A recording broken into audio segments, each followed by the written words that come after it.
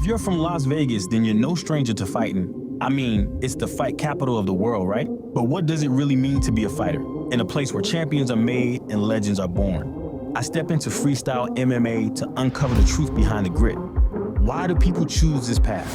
What compels someone to fight? Join me as I speak with 3 MMA fighters to understand the heart of a fighter and the battles that extend far beyond the cage. Every fighter has a story, a reason to step into the cage. Some fight for survival, others for redemption. This journey asks a question that lingers in every round. What is a fighter? Meet fighter number 1, Tyler Gibbons, a rookie with only 1 fight under his belt, who is preparing to return to the ring in a matter of weeks. Fighter number 2 is Octavian Trumbo, a more experienced fighter and currently a freestyle MMA instructor. Lastly, we have fighter number 3, Mike Strang, a retired MMA fighter. First question, what's your fight experience? I wrestled in high school for a little bit, always had an interest in it, but never pursued it. But when my buddies told me to pursue fighting, I just said, fuck it, tried it out. I've been fighting and training for 7 years. When I was a little kid, I saw UFC on the TV, and it just stuck with me, and that's what I wanted to do, and I've been chasing that ever since. I wrestled for 8, did jiu-jitsu for 6, I kickboxed for 8, and then I boxed for another 4. So it's been doing it for a while. Good to know. Next question, how does mixed martial arts help you, and how can it help others? I definitely think that MMA could help a lot of people, especially with like self-confidence, even self-defense. I feel like a lot of people need that stuff. I see a lot of kids getting picked on. So I feel like if their parents put them in MMA right away, it'll help boost their self-confidence and not allow that. You can help a lot of people, whether it's like they want to be a fighter or fitness, just a little more self-confidence in themselves, whatever it is. Martial arts is positive. It's not just for like to be a fighter. You know, everyone should learn how to defend themselves and train a little bit. You're a little more humble, and it's just good for overall everyone to do and be a part of. It's something I think everybody should do. That, you know, at least get your blue belt in jiu-jitsu and, you know, spend the first 6 months to a year doing it and tell me yourself if it doesn't do something for you. So it's very important to do. Got it. Question number 3, what's the hardest part about fighting?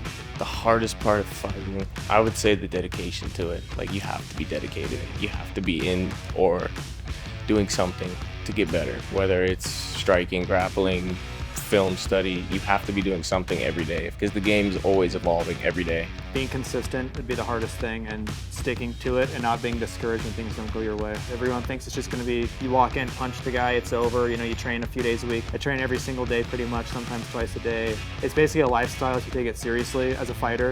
If you're kind of a hobbyist or whatever, you can slack off a little bit and do some things, whatever. Maybe it's an ego thing sometimes, but losing in the gym or just getting worked is frustrating. I think is the hardest part about it, is the amount of frustration, the amount of people that are doing it right now. If you want to be a professional fighter, the odds are low. Copy that. Question number 4, what would you say to those who see MMA as a blood sport that caters to our worst instincts? I would just tell them, look at the research, really understand the difference between combat violence and sport violence. Concussions are more common in football or other sports like that than it is in fighting.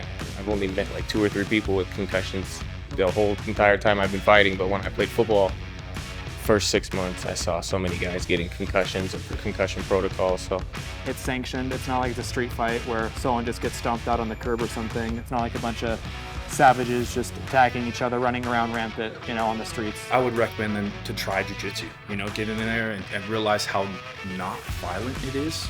You know, the whole Coliseum thing always comes to mind when I think about when I used to fight in a ring and fight in a cage. It's like, I'm not here to be violent. I am here to be the best fighter that I can be, though. So I would tell you, if you told me you don't like it because it's violent, I would tell you men have been violent since the beginning of humanity. Very well said. I want to thank Tyler, Octavian, and Michael for sitting down and sharing their thoughts with me and my crew. But before I wrap things up, I want to know, what do you think about mixed martial arts?